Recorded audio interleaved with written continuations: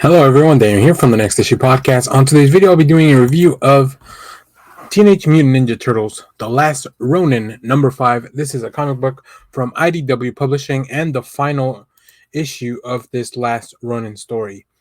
Let's take a look at the creative team, then we'll catch up a little bit on what's been going on and finish off this story.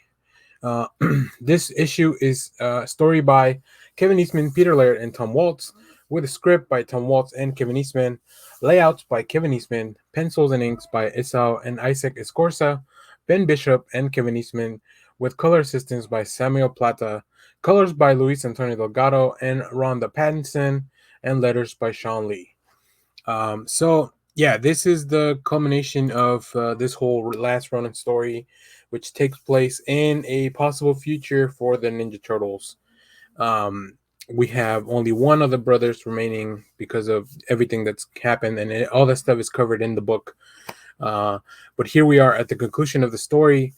So let's take a look at the synopsis, and then I'll keep talking a little bit more about all this stuff. So this is the jaw-dropping finale of the biggest TMNT story ever. One final showdown between Mutant and Foot Clan will determine the fate of New York City. Will the Ronin be able to find some measure of peace, or is he fated to meet the same end as his brothers? Don't miss one of the most epic battles in TMNT history and the conclusion to the comic event of the year. TMNT The Last Ronin number 5 is a gruesome revenge tale that culminates in a one-on-one brawl that takes readers everywhere, from rooftops to the sewers of New York, where it all began. So let's go pull up some art, and I'll just keep talking a little bit more about this story.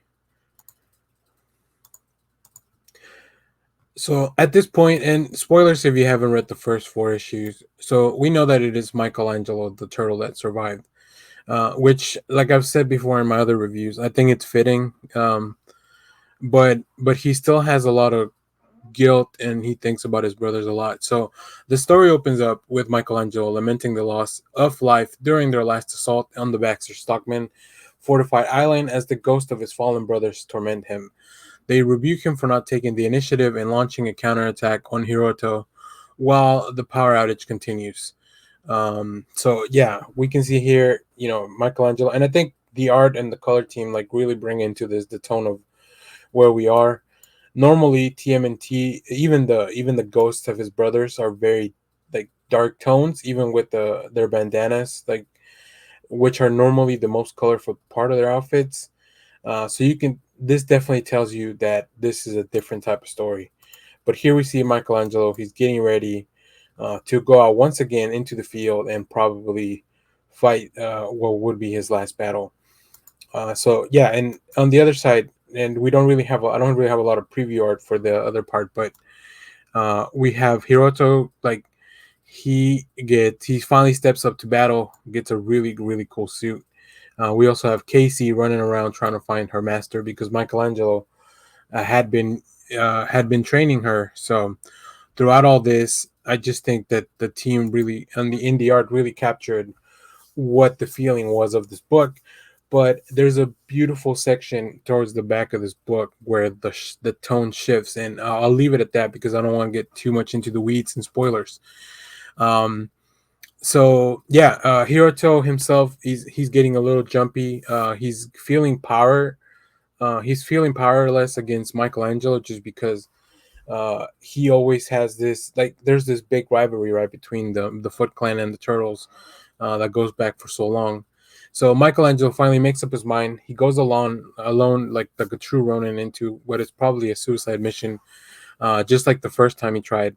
And in the meanwhile, Casey finally confronts her mother about her mutagen. So if you remember from the last few issues, we find out that Casey also has some kind of abilities just because of all the exposure to the mutagen that turned the turtles into who they are.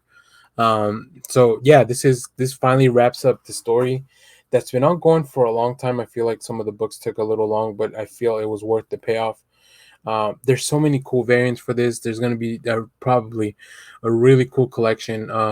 IDW has been doing some really fun stuff with collecting the turtle stuff. They have these hardcore collections with beautiful art.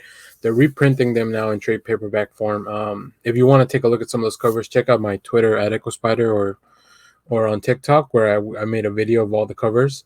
But yeah, really cool stuff. IDW just really nailing everything with the turtles.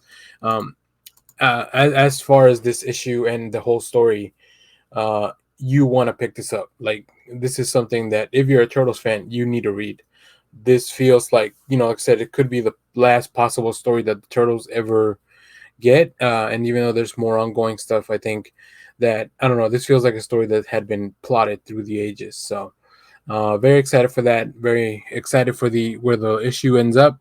There's a few things that maybe we could follow up in the future if the team feels like they have another story to tell. So yeah, very cool stuff. I'm going to leave you with a look at some of the variant covers. But as always, thanks for watching, everyone. Remember to share, like, subscribe. Leave us a comment with your thoughts on the last Ronin story as a whole. I might do a video of everything that actually happened and just do a big, quick summary because I think this is a really fun story. And I really like the Turtles. I think they're a fun comic to revisit every once in a while. So this was right up my alley. If you have any cool covers, let us know. Send us a tweet at Next Issue Pod. I think they do really, like I said, IDW has gotten some really talented artists to do their covers for them. So and yeah, as always, thanks for watching, everyone. Bye bye.